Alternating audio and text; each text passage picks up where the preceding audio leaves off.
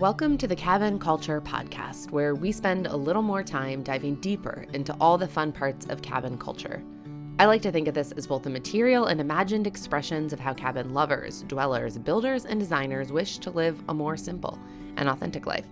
Today we're welcoming Kelsey and Chris Still of Still Resorts, whose journey from a 95-foot Georgie Boy Swinger RV to creating two distinct cabin properties in Minnesota is a masterclass in perseverance and creative vision.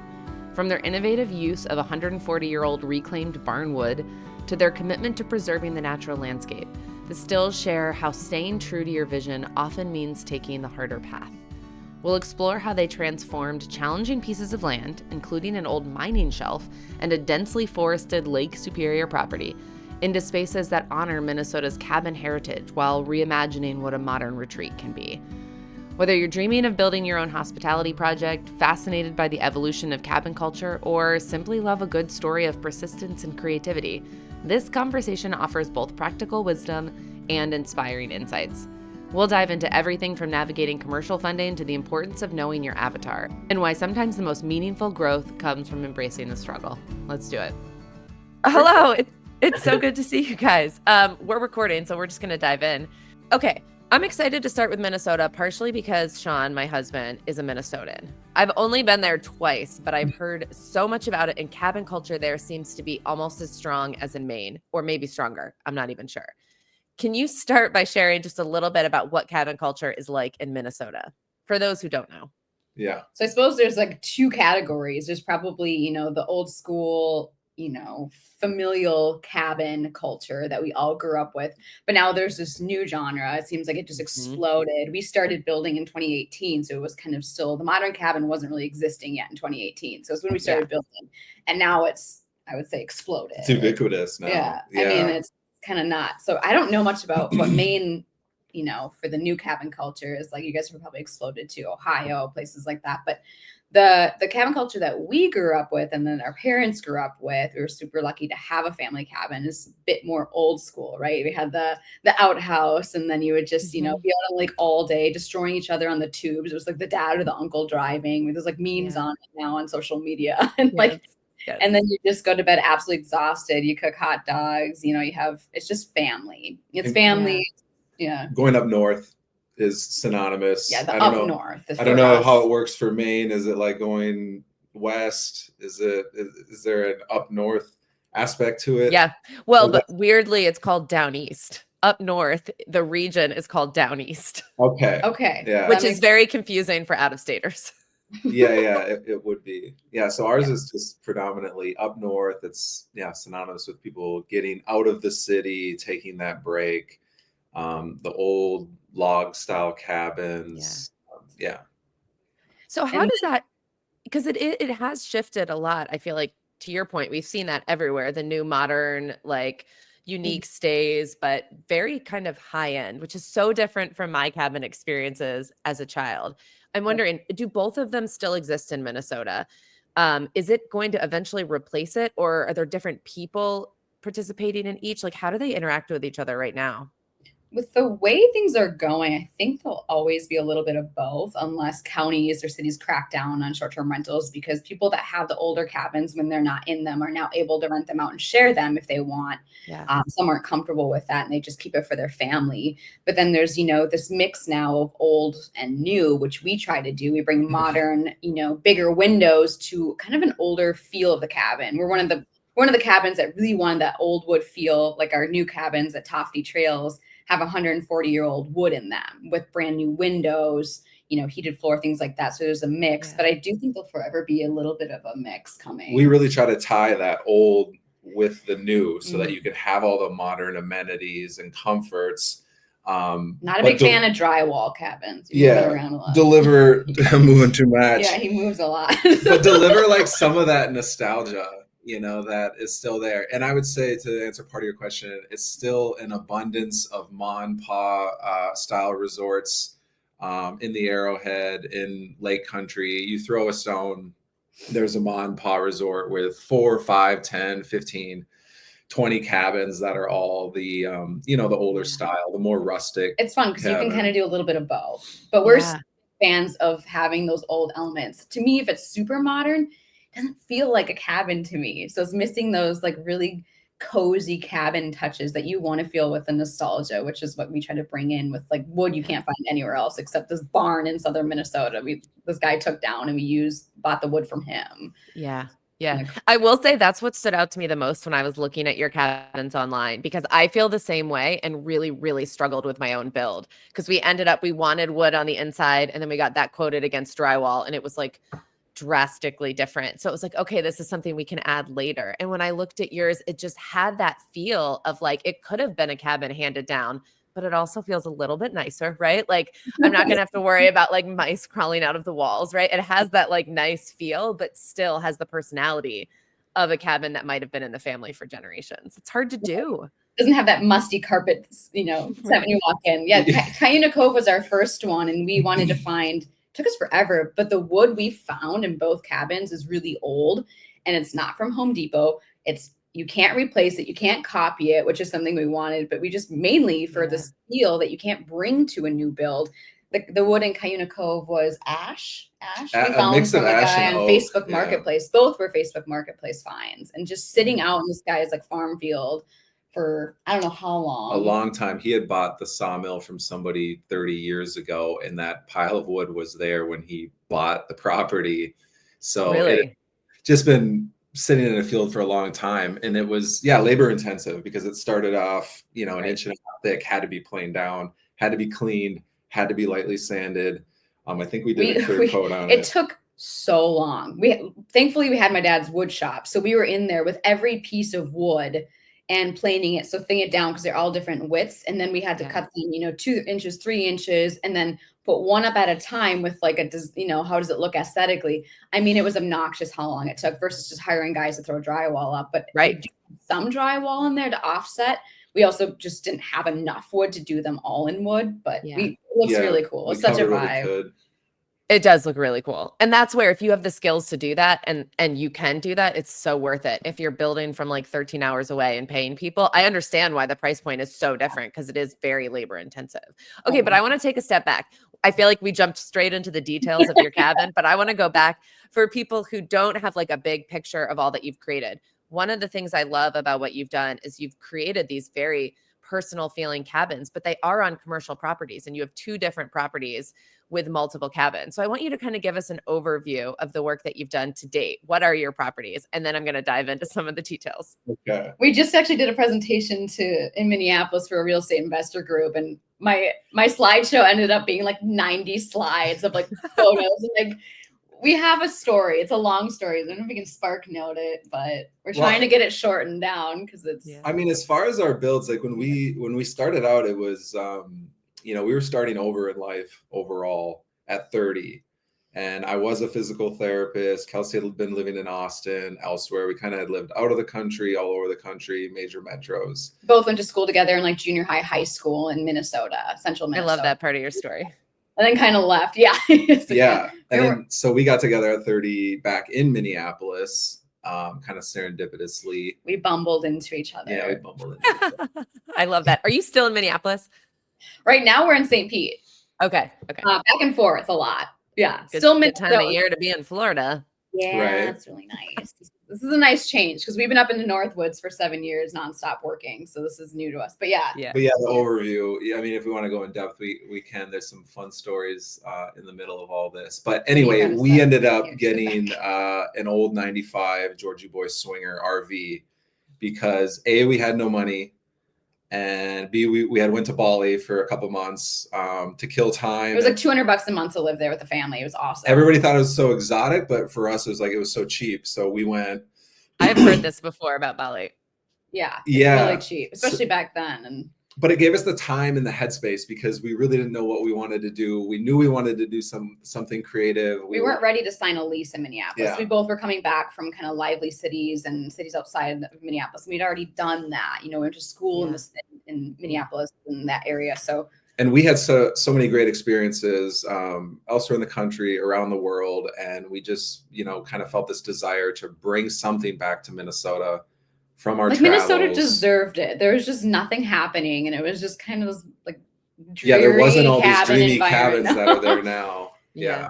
I think that was the biggest thing for us was our travels. Like, we've both lived in different areas and took those opportunities in college to travel abroad. I was in Australia, he was in South Africa. And then I moved to Spain after college and taught English, and just, moving around and seeing these different designs and cultures and food. And it's just like super inspirational because the cold culture in Minnesota doesn't allow for a lot of like really cool, simple, builds, because we have all these Right. seasons to contend with, and the freeze and the thaw. And so we just kind of were able to bring some of those back. But I started in real estate in Austin in like 2013, flipping homes on the east side where nobody was going yet. And now, I mean, it's just exploded. It's like full of like condos, and it's just high rise. It's kind of sad because it used to be old bungalows, kind of like the one we're in right now in Florida.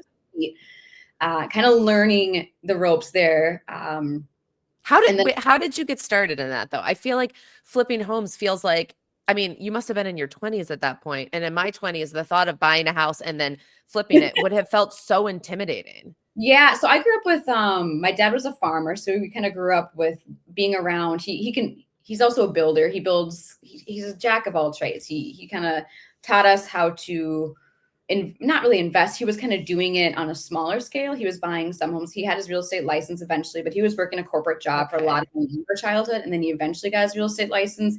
He bought a couple smaller properties, was doing long-term renting. So I saw a little bit of it, but he didn't really teach us or talk to us too much about it. But we got enough the gist of, pay your credit card off every month, some conversations. And then when I got to actually moved to San Diego first and met someone who was kind of doing this. And so we moved together to Austin because his dad had moved there on 10 acres. It was just better opportunities. Mm-hmm. And then he was, flipping homes. And so I was able to dive into that, ended up getting my real estate license, but also working with a new home builder first, like DR Horton. So I was working every weekend, a lot of our stories delaying gratification. So I worked every weekend in my 20s, trying to, working as an assistant first for one of the salespeople, learning sales, learning the ground up build, from in-ground infrastructure all the way up to the build, managing, getting hired on as the youngest sales consultant on the team in DR Horton in one of the best selling neighborhoods, which was cool. But I also hated it because I was, under someone's thumb. I'm a bit of more of a creative, bit more of, I want to be on my own time. So that combined with, this makes sense. Combined with his, experience kind of bringing me in. And then when we separated, I was able to kind of take that knowledge and like, I'm going to do this myself. So at 29, I didn't have a lot of money. I had no money pretty much. So I had like a 3% down, and I bought my first condo in this old historic area of downtown. So for us, it's location. And I've learned from a younger age too. And it was the cheapest thing I could find. I bought it for $267,000. It was 500 square feet, old building, but a really good location. And I knew with paint and aesthetics, I could make it into something. Airbnb wasn't really being talked about too much then, but if it was being talked about, it was probably going to be in San Francisco or Austin. What year was this? This was 2013. Yeah. Okay. This is right when I started. And it was right when Airbnb was like, kind of like this thing exists, but they're only in New York. Yes. Yeah. So I definitely had people warning me against it. I had my spreadsheets out, but I also had the realization of like people were already renting on the east side. They would definitely be renting downtown, and this could potentially go up in value. Of course, condos don't rise in value as much as a single family home, but that's all I could afford. Yeah. So, I furnished it for like $3,000, put it on the market right before ACL, and the rest is history. I had it. We just sold it last year. And so I've hosted thousands of guests. And that was kind of the catalyst for when we came together. He's able to kind of take these numbers and these structures and say, there's a bigger picture here. Instead of buying a bunch of single family homes, can we, this brings us into you were so good at it. Commercial. Well, thank you. Yeah. But I wasn't able to really scale it. I'm more of a creative. I understood the finances, but I got a little nervous, like this commercial stuff. Understandably. Like it's no joke to go commercial. But I thought you started commercial. When I was reading your thing, I thought so this makes more sense because I feel like trying one and seeing, okay, there's a good return here allows you to think bigger. And so it sounds like you came in and helped her think bigger.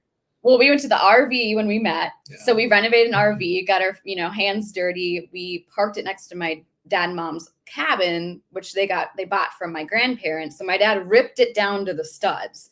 And that's kind of where you kind of yeah, came into. yeah, if we say now I enter. He hadn't built anything before. He was physical therapy, opened his own practice out in New York. So there's just pieces of the puzzle where you start businesses. You know, there's a lot of failure in our story. You know, there's tons of failure because then you learn from everything. But like what I do tell people, I mean, I did have introductions to things as a kid growing up, you know, grew up a redneck kid. We did a lot of our own everything. I wouldn't say that I knew how to properly build anything, but I was hardened in a certain way. And my dad was much older, so he raised me, you know, what's the generation just after the greatest one? So it would have been from an old farm mentality, you know, to really work hard and to grind. So I at least had that coming into it, but yeah, the skills weren't there. So then but it feels like the mindset comes first. I mean, anyone can develop the skills over time, but you have to have that mindset first. I think if anything were to come out of our story, it's mindset. I mean, I don't think I could have pushed through the way if I hadn't had Chris. Like, there's no way. I don't have as hardened of a mindset. You know, I'm like, I want nice things. I want my friends and I want restaurants. Like, that didn't exist for us for 7 years. We're living COVID life 2 years before COVID hit. Yeah. And then it was brutal. It was absolutely brutal. But yeah, you learn from Phil when the RV was out there, we were working on that. I mean, funny stories. Like, I mean, we could barely read the tape measure. I mean, so not effectively. I was calling out like 3 and like a few little ones, you know. So bad. And you know, so much. Her dad is so like friendly, nice, and he was an educator. He was a coach, knows how to do everything. So he's always teaching us, you know, there's 3 ways we can do this. This is our pet peeve. When we got down to the nitty, like years into Kinda Cove, he would still give, 1 of 3 ways, and we're just like skinny and sick from behind building. schedule, over budget. We're like, Phil, just give me the best way to do it, Phil. I know you know the best way. But like Kelsey said, when he was ripping the cabin down to the studs and back up, that was invaluable. To be able to see every layer of it, I mean, I need to visualize it and then, you know, kind of learn and incorporate it and do. And I think that's the biggest part that people miss, even from my education, of people telling me, listen to this podcast, read this book, do these things. I just think so many people, it's great. You need to gain education, but you get bogged down in it. And then it's like, where do I actually start? And we just stopped listening to any podcast. We didn't read any books for years. We're like, let's just start. Yeah, eventually we just did, because I was just drowning. But before the commercial came, we had years before commercial. We lived in the RV. People in Minnesota might recognize the town of Nimrod. Our friends were sweet enough to let us park the 30-foot Georgie Boy Swinger on their acreage while they were raising young kids, and they're good friends from high school. They're so sweet. And we just fished. We were kind of just like, oh, this is great. We were fishing every day, you know. And we were just eating fish basically every day. And then we were like, shit, winter's coming. We're going to have a house. You know what I mean? You can't live in this camper. Winter is coming. In a Minnesota winter, quite literally. And then, so he ended up getting a remote job reviewing medical cases. Yeah. Okay.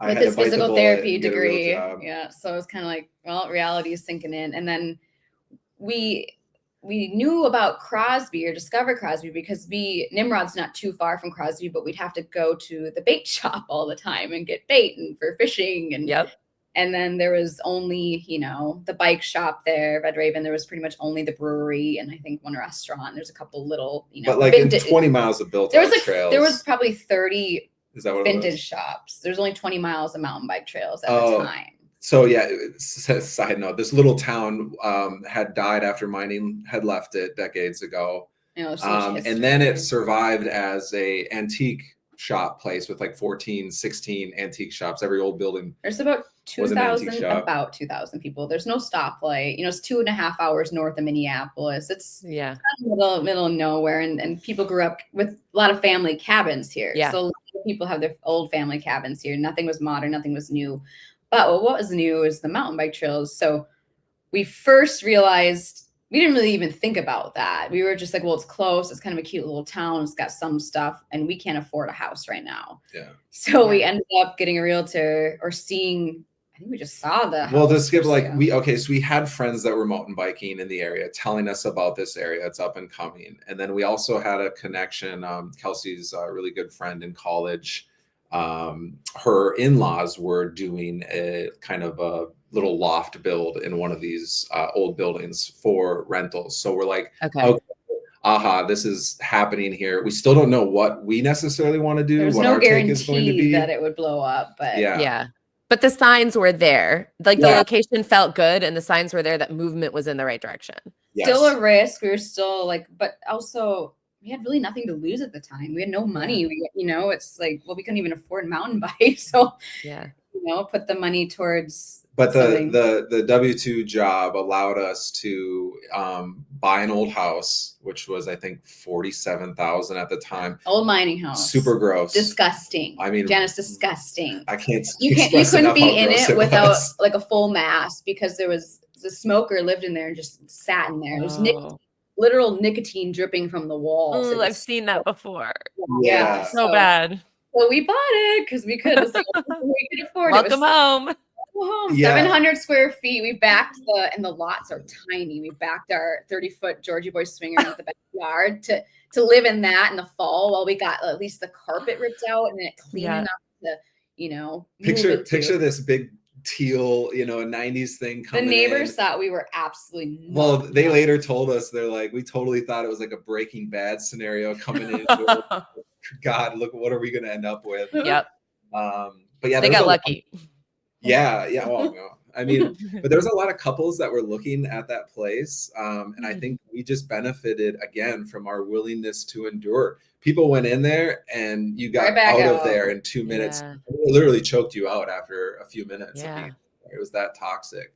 But there was opportunity for us, and that's where we were at. So. That's where we moved into, and we didn't fully renovate that right away. That again, we had to live in. So we're like, we don't want to dump all of our money into like a home rental for us right now. We wanted to keep saving. We knew that in reinvesting everything we could was to our benefit. So we, over the 7 years, we lived in 700 square feet with 2 giant dogs, 100 pounds and 70 pounds. Yes. We saved up and we slowly renovated. So we were under construction for 7 years, pretty much living in this place. I don't know how. We did the interior at first, and then we got by. And then in the background, we acquired another old gross house in town for $31,000. Another place that it was worse. It was worse than the first one. Yeah. And then I mean, all under the guise of what the condo had been doing. Here's a space that we can gear for couples. The second house was good for groups of 4.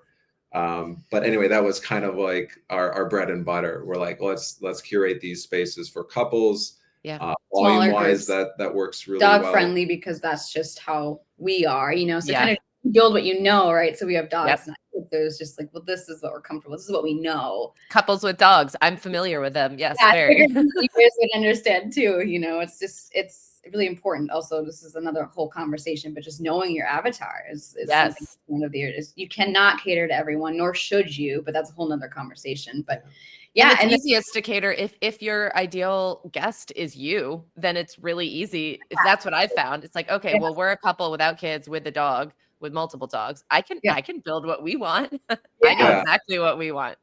Yeah. And it's really hard for me to cater to like a really family friendly space because I don't live that and I don't really know, the ins and outs. I would have to ask, friends and family with kids and just really, but when you live it, and they're like, okay, that's my avatar. There's others like us. Like, can we create a space like that and not cater to like everybody necessarily? It's scary at first because Minnesota nice, you get really nervous saying, no young kids or, for our spaces, safety concerns too, the way the land is and everything. But yeah, it's learning that avatar and what their pain points are super important. Well, we had a really strong nature component, and that was missing for us, especially my time in New York. I was really starved for it.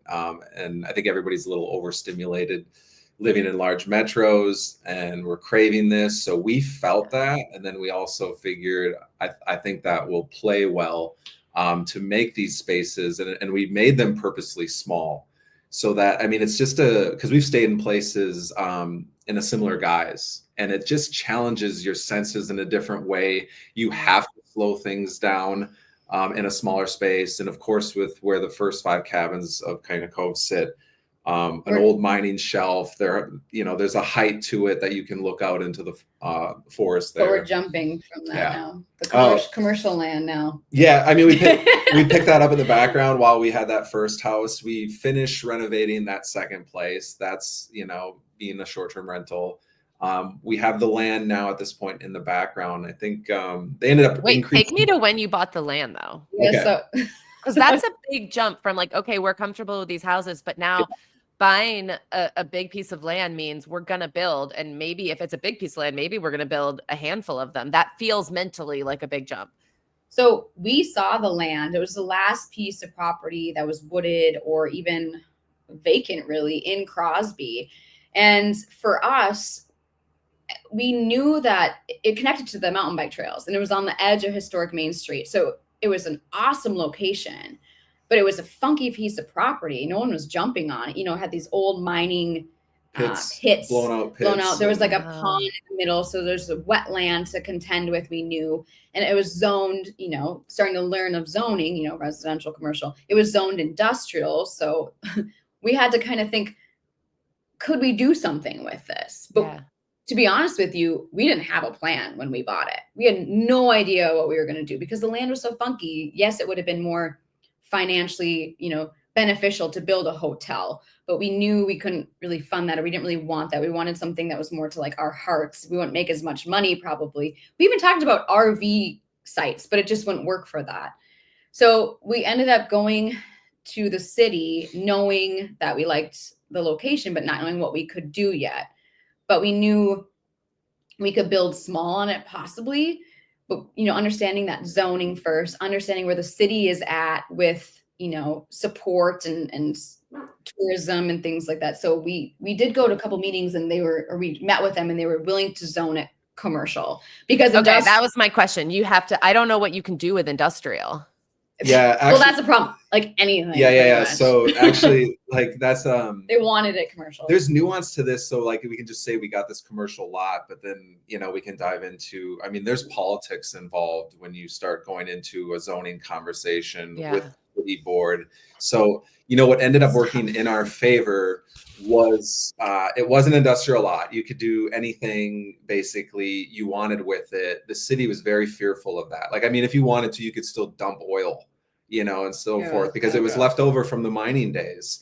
And they had a lot of leeway of what they could do. So then, and by this point, we are thinking something in the direction of what we're doing with short-term rental. There was this really awesome place. It was an old farmhouse out east, like upstate New York, Table on 10. And when I looked at like what they were doing out there, I'd visited it when I used to live in Brooklyn. And it kind of just stayed in my mind. I was like, oh, I kind of like this lifestyle of providing a space like this, old rustic building, et cetera. So that kind of stayed with me, moving forward to this lot, and then combining that with what Kelsey had done for the condo and now the houses. We kind of had like the confidence there to be like, okay, I think we can use an economy of scale. Let's get more units. And then we looked at how this land was laid out. But also community was like, we wanted multiple on purpose. This is before, this was 2018. So yeah, just the idea of like, we want a bunch of little ones that you have your own privacy, but you also have community spaces. Well, because you could rent the whole thing together as a family. Yeah. Or you never know who you're going to meet, because whenever we travel together, we just went to, oftentimes even like internationally, we'll rent a place that has the potential for like other people to be there, couples, things like that. Like a small grouping of units. I mean, exactly, what both properties are. We love meeting new people. I know some people want to be like completely remote and alone, and there's also a time and a place where like, I need that. But overall, it's nice to have that opportunity if you want it. But you also don't see anybody when you're there. But they were set up that way, and we ended up working with the land and carving it out for these spaces. Where the main cabins sit, there's an old mine shelf there, and then it goes like this, and this. Yeah, so we're like down to 2 big ponds, and the ponds are there because they collapsed old mine shelves or shafts at one time, long ago. So and I'm sorry to interrupt you. Kind of funny to say too, like the land, like we didn't design the cabins, like the land did. Like the land completely dictated the placement of the cabin. Well, the which ramp. is kind of cool, especially Because the history of that town is around mining. So then even though that is like a unique piece of land, it is very in line with what that town was, which makes it kind of endearing, I feel like. Yeah. And I think most people, again, would have probably just mowed down that shelf, right? Bring, what am I missing on the word? Dirt to in. fill it in. Fill dirt in. To level the lot, to level fill it in and maximize it would have been your a hell of ROI. again, we just choose the hardest damn route every time. I feel like, well, like, let's put them on stilts in Minnesota. It's like, oh my God, you have to go how many feet down with sonotubes and concrete first? You want to be about 6 feet down. I mean, it was just...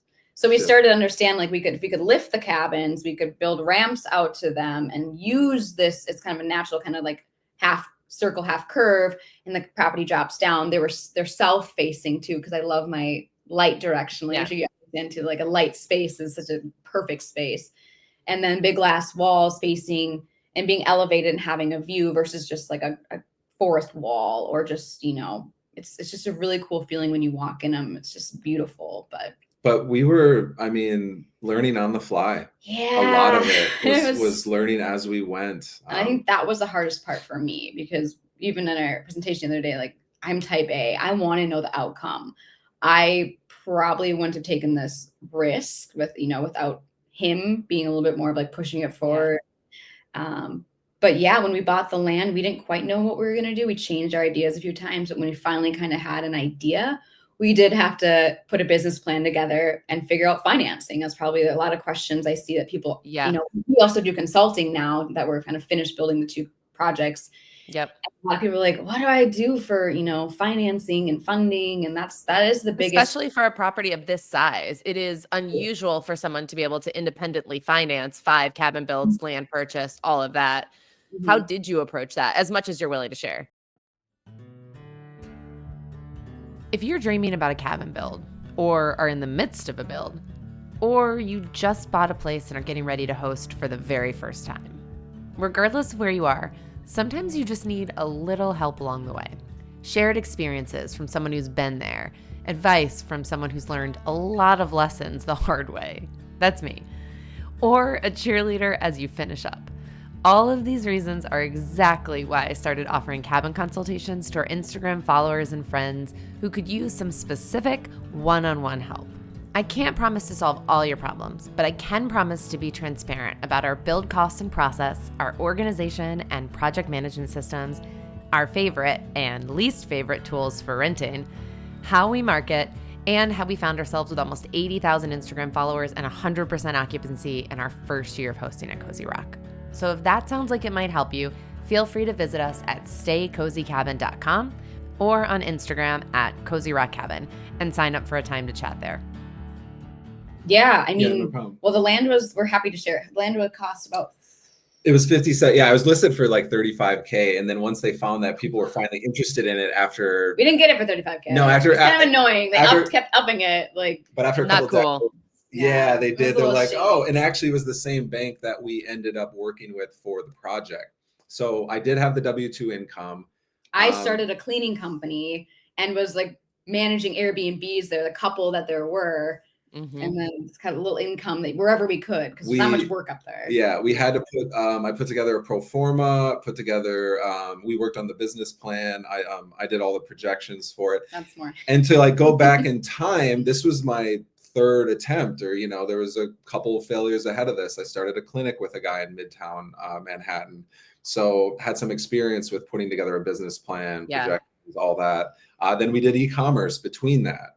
And that's another, deep dive, but we use that knowledge to come at this project with how do we set up a tangible physical business like this, but use all of the e-commerce principles to try to make a lean system. Because no one up there was doing self-check-in at the time, really. It just didn't really exist yet. And unique codes didn't exist yet, things like that. Well, we weren't interested in doing it, the old ma and pa way, where your home is on the lot and you're, greeting everybody coming in. We wanted it more of the Airbnb style, the free check-in. Which, fast forward to 2020 when we opened, it was such a blessing, just to have that, what do they call it now? Like, was that a puppy? Is there a puppy back there? That's my guard dog, my associate producer. She likes to interrupt my recordings by letting me know someone's walking by outside. Oh yeah, we just had a package come to us in. Arthur We have and three Nevin right big here, ones too. lying around us right now. But yes, this one is much smaller than your probably actual real guard dog. She's only 9 pounds, but thinks that she can protect me from whatever is out there. we need small ones next. We can travel easier with them. It's a carload. Our whole Forerunner is full of dogs. We have no room for luggage, but we call her our porta puppy because we started traveling to Maine all the time, and we were like, we had 3 dogs before, and we were like, we need a small one that we can just fly on a plane with. And then I promptly adopted a large dog after her, so we no longer fly with her. A pocket pup. Yes. Yes, they're the best. I love Yeah. big dogs. I clearly couldn't give it up, but the little one, I'll never go back. I will always have a small dog in my house. They're amazing. Yeah. Anyway, sorry for the interruption. All day. So yeah, bringing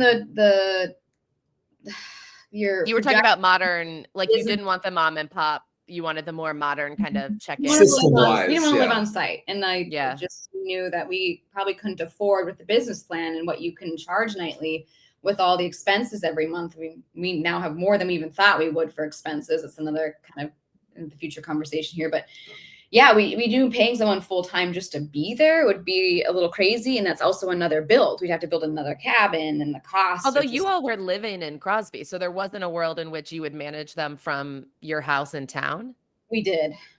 Yeah, we did. We had to, for several first couple of years. Yeah, several years. There was 3 iterations to get it to where it is today. And that was variations of direct employees, property management, and then now kind of a hybrid system now. But back to the bank, like he did such a good job putting the projections together. That's not my forte. And, it's nice to have skill sets with both people coming in of, someone who's more of the creative, more of the customer service, more of the hospitality. I've been hospitality. I worked in restaurants before this, so there's like, it goes back and back and back. At 16, I was working at Applebee's, hosting, then got promoted to Carside to Go. And then I started serving because I wanted to save up for a horse. I had an envelope in my bedroom at 16 that I put my tips in, and I ended up buying a horse because we didn't live on land. We lived in a neighborhood. So I bought a horse at 16, boarded it, 20 minutes away. And I always had that hustle was set. I don't know. You always had a goal. I don't know where that came from or why, but it just was kind of in me. It was just who I was. And so, bank conversations. These are funny. Our banker did not believe in the project. He didn't even believe in the project once we were paying them off and expanding with a new bank. They didn't understand. Really? Yeah, really. No, he goes to me, goes, look, great. Glad it worked out. I still don't get it, but awesome. I don't know. He's intimately familiar with your numbers, I would assume. So I don't understand how at that point you don't get it. But I think we had someone too, luckily enough, that just was kind of saying he was about to retire, didn't have as much nervousness about the failure of this. He's been in the game. He wasn't a young gun. Yeah. In northern Minnesota, there was already a couple properties that maybe, we're already showing him numbers from our Airbnb because we rented our house a lot and lived in the RV when we could, again, to make more money. So I guess he just trusted us and the numbers, and the business plan. And we got enough money to start building, but we had to do all of it. We had to do a ton. That's why we were able to do it. We would have had to get an investor or hard money lender, something. So we ended up doing 75% of the labor and never factoring that. I had easily somewhere north of 4,000 hours. While you were working that full-time job still. Yeah. And I ran the cleaning company and cleaned homes and we were just hustling. I would wake up at 4 a.m. and do the medical reviewing from 4 to noon or 5 to 1. And then it was eat quick, out to the property, whatever it was at the time. Tree removal, trenching, clearing. We would just rent machinery from Home Depot, like the trencher for the electrical, things like that. And use my mom's truck. We borrowed a vehicle. It was not a big truck, and her trailer was only a 12-foot, so there was just a ton of. The truck never started. Logistics. Yeah, there's always issues. You couldn't haul that heavy of loads, compared to the. It was so bad, Janice. It was hell. It was lonely. How many years? So we bought that land in 2018, started clearing the land in 2018. Went through 2019. It opened in 2020, like June. July 2020. So a lot of the building was done. Okay, which was like the best time to launch though. I've never seen numbers like I've seen in 2020, 2021. Ours are so skewed because you don't start a business high, you know. I know. Cozy Rock was the same way. We launched in August, and then we launched actually the exact same time you guys launched was when we launched Cozy Rock. So you get it. But we had one in Boone, so I had years of like, okay, it's good, and then it went like this, and I was like, what? And then it lasted for like a year, and then it went back down. But at least I had that knowledge to be like, okay, it's just normal, it's fine. Yeah, we started to panic now because we started here, and then you just go over the years. It's not a normal business trajectory because normally you're starting here. Your hope is grow, kind of always be growing a little bit. But ours did the opposite. Now we're kind of leveling out to what now it's predictable for a normal regular year, a non-snow year, and what that does. And you can even say what we got for the loan. What did we get? That's totally comfortable sharing. That's all they would give us, and we're like, okay. We built Cuyuna Cove for $350,000, and it's 5 cabins on how many acres of land? Little over 3 acres. It started, 3 acres, but then we had to get reinvested. Every bit of money we made, we had to reinvest because then we added, sauna. We built an outdoor shower house and then we built 5 seasonal tents, the glamping tents, and then those came down when we eventually made more money because it was really hard to maintain tents in Minnesota. And then last spring, we finally launched or opened our 5 new seasonal bungalows that use the shower house. Okay. So just iterations of like, that wasn't the total cost. It was just to like sweat. It was all sweat labor. I mean, there was no sweat equity. We were so skin and bones by the time I think 2019 rolled around. We had the platforms, we had we got bids. We were so exhausted. We got bids like, we can't do this. We wanted to give up.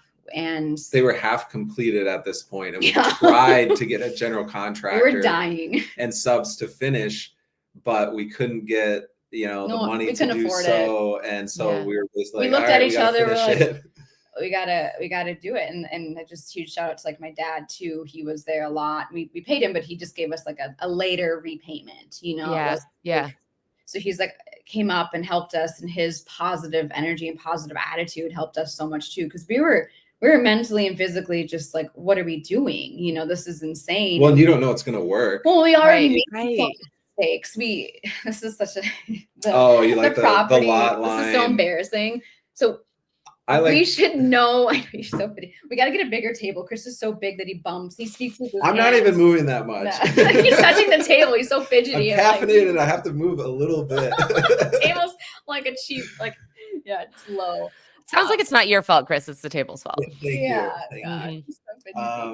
I like my version of this because it's less denigrating. There's a reason why we made this massive little failure. I'm so annoyed by it. I should have known because I had my real estate license in Texas. I should have known this. When we walked the property with the realtor, the highway marks the one boundary, right? You own to the middle of the highway. In theory, you don't, but you do. And so there's no pins out there. So there's no pin to go and validate.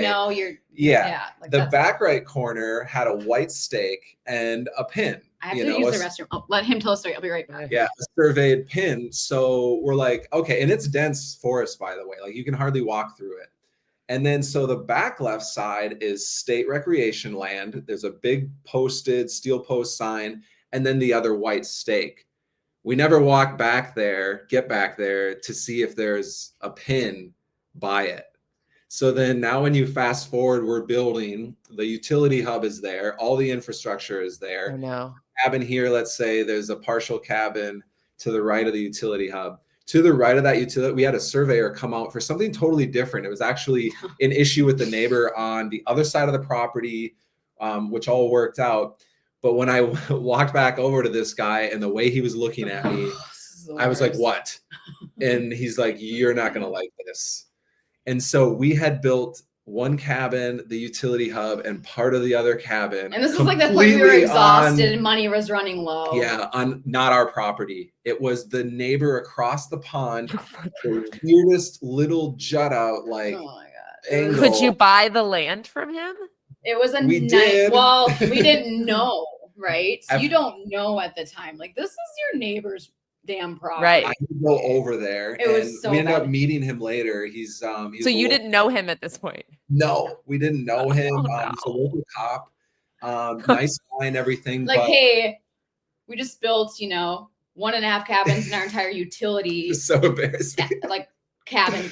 I can't believe he wouldn't have like checked on it. Oh, there's construction going on next to my land. I might just like walk over and see what's going on. We kind of thought that. We don't know, though. No, but I mean, he obviously like let it go, So yeah, To his game. He's like, I can charge them a lot for this land Yeah. after they've already built a cabin on it. At the end of the day, I don't really blame the guy because like that was our fault. So he came over with me. I went and got him. He comes over to our side of the property and looking, this and is he's just kind of horrible. standing there looking, and he's smiling, and he's like, "Yeah, I think we can work something out."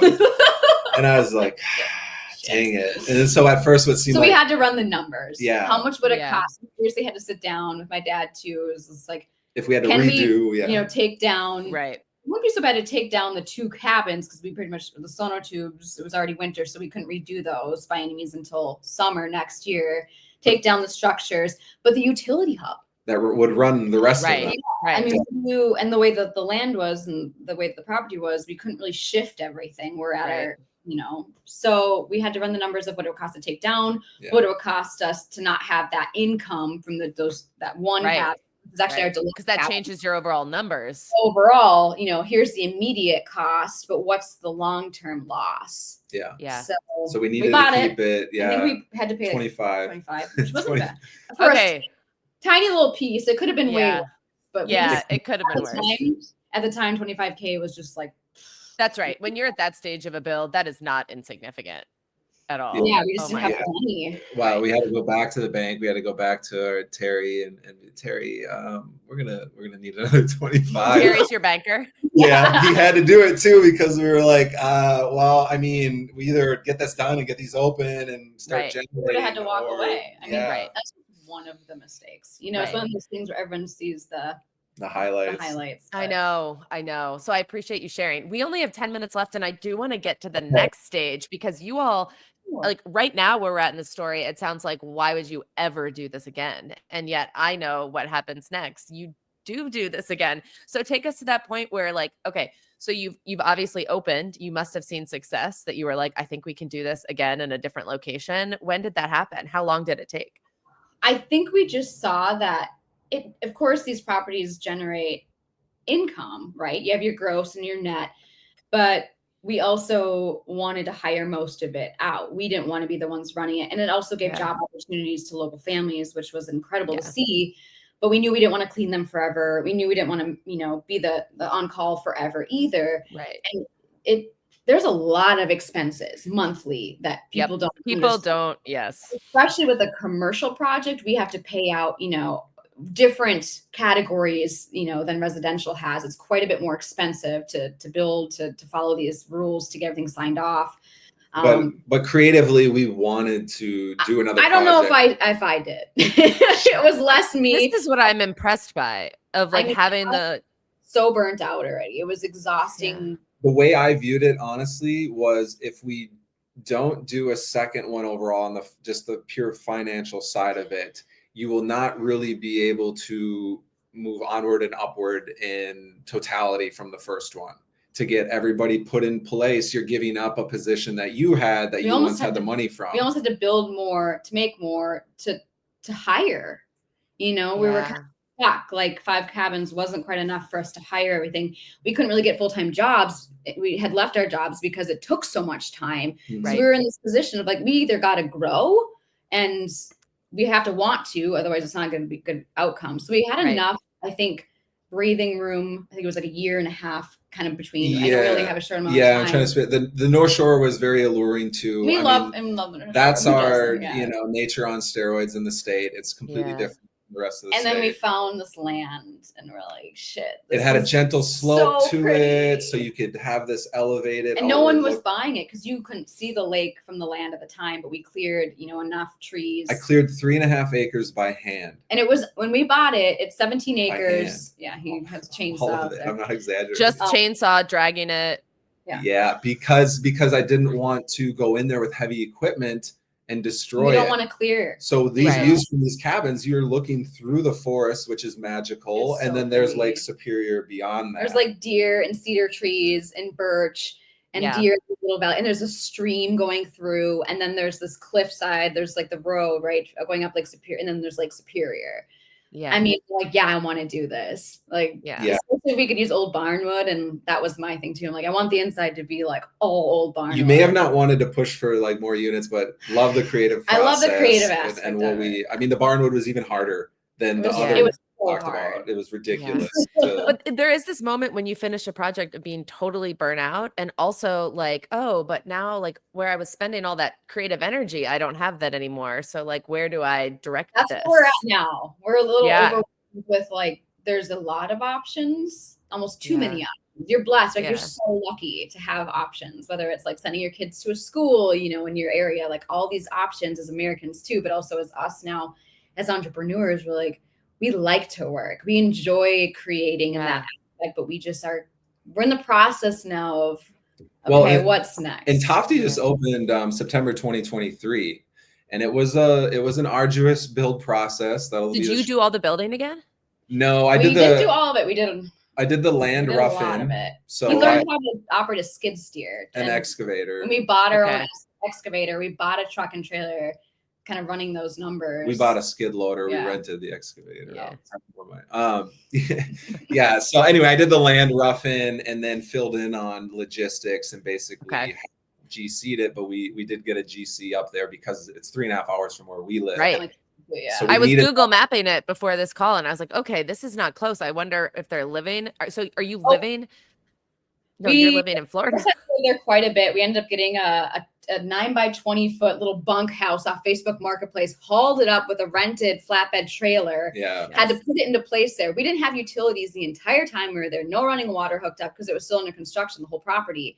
And water didn't come in. It was the last unit to get water hooked up and electricity. So we lived in a tent for the first, I don't know how long, first bit. And I was like, hell no, I can't tent anymore. We got 2 dogs moving around in the tent. And I'm like, no. So he was up there a lot more than I was. I was still kind of handling a lot of things down in Cayuga. So it was a stressful time. And the only way to shower, we showered in Lake Superior for like 4 months. I bathed and in for Lake those Superior who don't, it's 33, 34. This is what I do when I'm in Maine. I don't believe in showers when I'm in Maine at the lake.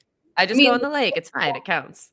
Well, 34 degrees and oh boy, right at freezing, all year round. Okay, that's a different situation. I mean, it shocked. It actually kind of helped to like snap me back after every long day. There's a reason people cold plunge, you know, right? We're like, all right, are you the original cold plungers? But maybe not original. You couldn't lather the soap. Yeah, you couldn't lather. We use body soap like Dove bars. Still, we don't like this. It needs heat to like lather, so you're sitting there just like, grinding away. And there's like Ichigami Trail right above you, so like it was like we found an area where you could kind of get in where people couldn't really see you from the trail biking and stuff, and we'd be naked. It was a project, but we did snag that land before things went nuts. So we kind of like bought it in the background shortly after Cayuga Cove opened. Kind of knowing that we were going to expand and do more and kind of put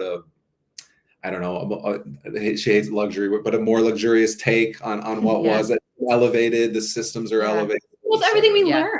Right. How can you not? Our guests have so much fun with it too. It's so fun for them. They've been kind of part of the ride from the get-go. I shared a lot of the build process. I don't show myself as much anymore, but you know, they kind of came along for the ride and they came for our first cabins. They experienced our tents. Then they get to try the bungalows out. And now they get to come up to Tofty. And it's almost like it's such a fun thing to share with them. You know, like, holy cow, you guys, I could tell what you learned. And just like they can see that. Okay. Last question before we wrap up. But like, I've struggled with this. You've had so many properties and especially with these two. How do you emotionally handle being invested in multiple properties and not having a favorite and not losing the love of them because of all the work? Like how do you all manage, especially with the 2 big properties? I think the biggest thing for us, you have to learn how to hire and who hire your A players, right? And maybe if you can't always find the A player, because we live up north, it's hard to find people familiar with this type of thing. So training them, but letting go for me, I held on to social media for so long. And even if, it was hours every day for 7 years. And I had to do all the other business side of things too. Right.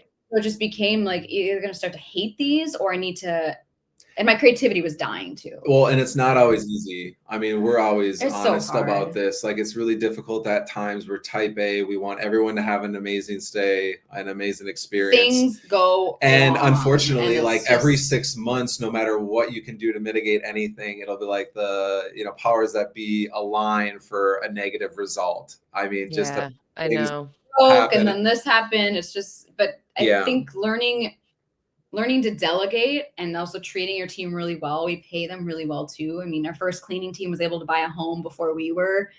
I think just making sure that you take care of the people and you lift people up along with you. Yeah. Especially in these really smaller towns that don't have a lot of job opportunity. But yeah, delegating. And then also between him and I, like, it's been hard. It's been a really hard road to be married to your partner. And this is all we do. Yeah. Learning to communicate. I mean, it was really hard at first, and learning your roles, and it just took time. And well, we could be nonstop. I mean, we'll work all day, if it's every a new day. idea, if Learning it's an issue, how to stop and when to stop. We have an awesome therapist. I think we went through 5 therapists, like dating, right, to find the right one. Yeah. An older lady who just understands life a bit more was such a good fit for us, and she's calm and really. We're not calm. We're not very calm. I can relate. I'm not the most calm person. Yeah. But that motivates you, you're like kind of excitable. But we didn't want to hate our work. And I think that's such a good thing to understand, is like burnout is real. Even if we make less money, which, because I'm not showing myself as much, we're not really as personal anymore. Because I can't mentally, I was entering a pretty dark place. Like I just had, friends, and like I didn't see my friends anymore. I didn't see my family. We said no to every social get together because we just had to work of getting that balance back now. We did this place here, but honestly, we've been limping along since taking a little bit finished. of not a full sabbatical, but not 14-hour days. It's like, we've been working, but in a light capacity for how we kind of renovated this place and everything, and just kind of like, I don't know, licking your wounds and figuring out what's next. And we know we're going to dive into something again, but deciding on what exact route. We've been doing some consulting, which is really fun, and more speaking, just sharing our story, which is kind of a fun, like, full circle, right, of like sharing your story now. When we just didn't have time before. And it requires less of you physically. It can be, it feels like that could be a rejuvenate, whatever. Exactly. And he actually worked built Kind of Cove through a slip disc. So he had back surgery. Middle of it, I think 2020. 3 or 4 years ago, I had surgery. So physically, quite literally, he was in pain the entire time, and just now we're kind of back to a gym routine to make sure that pain is, less. Right. Yeah. Well, I wish you a very restful holiday, because it sounds like you more than most need it. Thank you so much. Thanks so much for joining us. And if you liked what you heard, feel free to leave us a 5-star rating on Spotify, or share some of your favorite parts over on Apple Podcast. If you have feedback or suggestions for the future, you can also find me on Instagram at Cozy Rock Cabin. Looking forward to next week.